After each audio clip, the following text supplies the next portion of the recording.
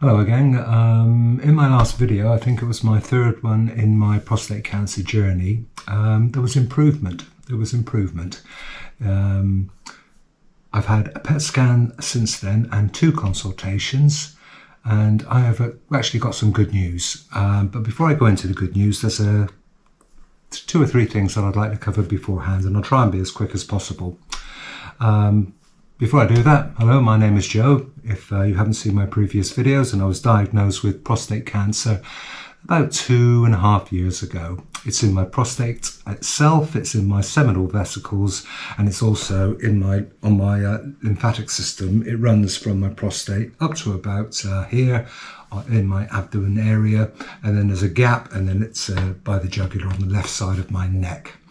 I've not had any chemo, I've not had any radiation, I'm just purely taking certain medication, and I'll talk about that later. And my gluten score was 4.3. Okay, so waterworks. Many of us have problems with our waterworks, and as a result of that I'm taking Tamsulosin and also Mirabegron, which I've documented or showed you in my previous videos. And as you do, you go onto YouTube and you research this, that and the other, and I think it's called Kegel exercises.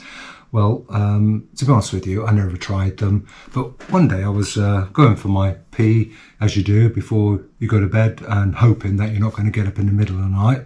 Well, that doesn't happen. I never get a full night's sleep.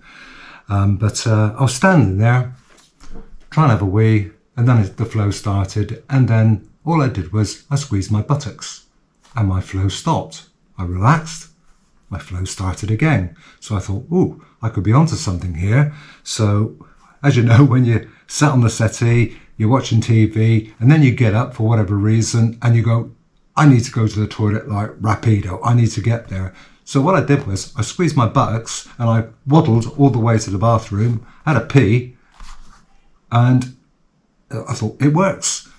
Just remember though, if you try it, make sure if you've got a foreskin, when you relax your buttocks, pull the foreskin back, otherwise it's just going to go everywhere and your wife or whoever is not going to be happy.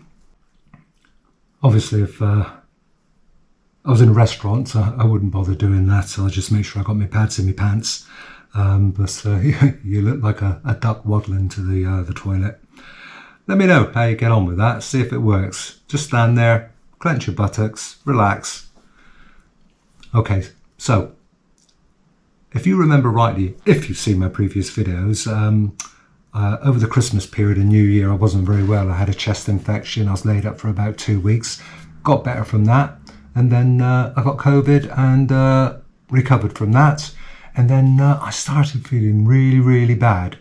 And I couldn't understand what it was, and I reckon I went to A&E at the hospital. It must have been about 2 or 3 times. I had ECGs, I had x-rays of my lungs, etc., and everything came back okay.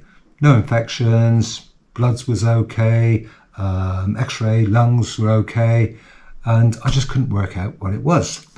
Going back to researching on YouTube, and you get all this advice about certain supplements, etc., and I decided I was going to get cumin, I was going to get turmeric, I was going to get zinc, I was going to get, oh, God knows what else, loads of things. And I decided I'm just going to stop taking them, and I'm not kidding you, within about a week I felt so much better, apart from vitamin D, because I've always been taking that anyway, but one of the recommendations was take vitamin D with K2, which I did. Now I just went cold turkey.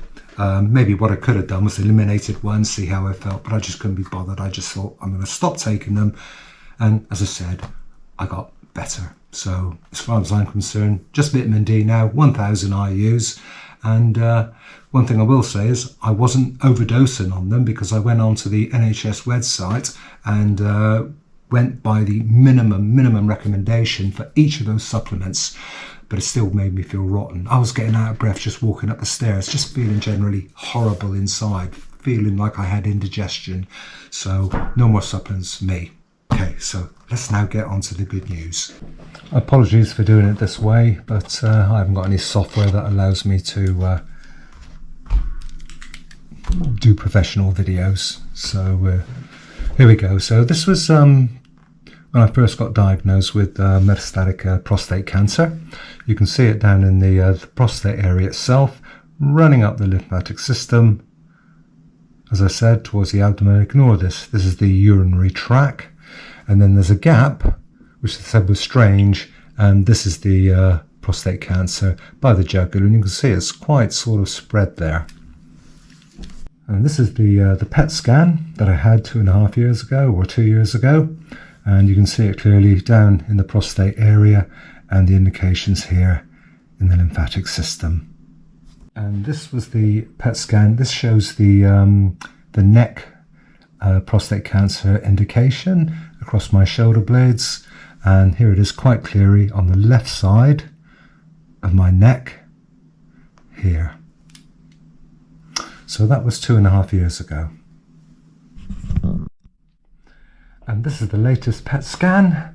And if you look here, you can see there's no indications. Nothing going up the lymphatic system. Quite strange. But if you have a close look at this, obviously these are my bones. I've had hip replacements. It looks to me like I've got skeleton arms and I'm putting a bandana or a headband on a goose. Strange. Really strange. This is the cross section of the shoulders. And Dem Governor declares emergency in county plague crime. And this is, as I said, the cross section, and there's no indication there at all. What's going on? So this is a comparison of the two shots. Once again, there's the goose getting his headband on. No indications at all. Well chuffed. And across the shoulder blade area, definitely no indications. Do you think my urologist has photoshopped me to stop me moaning? As I said in my first video, there's something going on in my middle section, or certainly in my groin area. I showed this picture showing clearly my hip replacements. No goose this time, but if you look closely, I've got this pig in my groin area. God knows what's going on there. Maybe I'll get a lion next time. That would be good. Or a Viking. Yeah. Okay, so that's my good news. It looks like the cancer is gone. So after I had the PET scan, I saw my urologist. And if you watched my previous videos, you know that I was on a hormone jab every 3 months, a Prostate jab.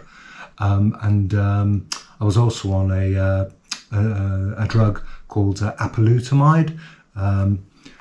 Because the apalutamide is so expensive, he did suggest we could stop taking that and just carry on with a hormone jab. But he says if you do that, then the board might turn around and say because it's so expensive, no, he's not going to go back on it after coming off it.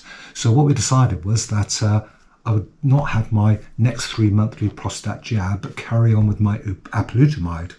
So I went 3 months without a hormone jab.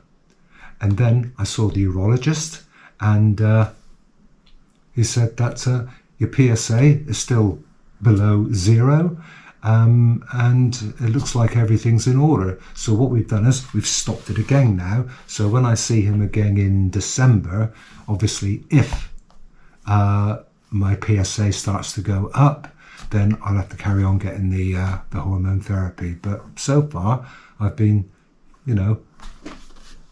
doing okay. So I'm just taking the apalutamide. I'm keeping active. I'm eating relatively healthy.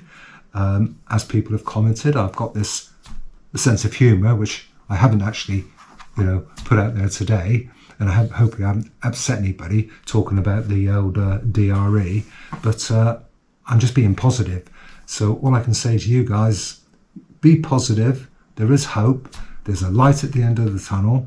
And I'll let you know in the near future, once I see my urologist after I've had my bloods done, whether I'm carrying on going on the up and up rather than the down and down.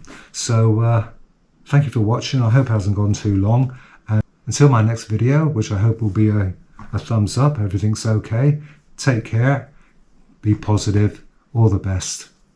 Catch you later. Bye-bye.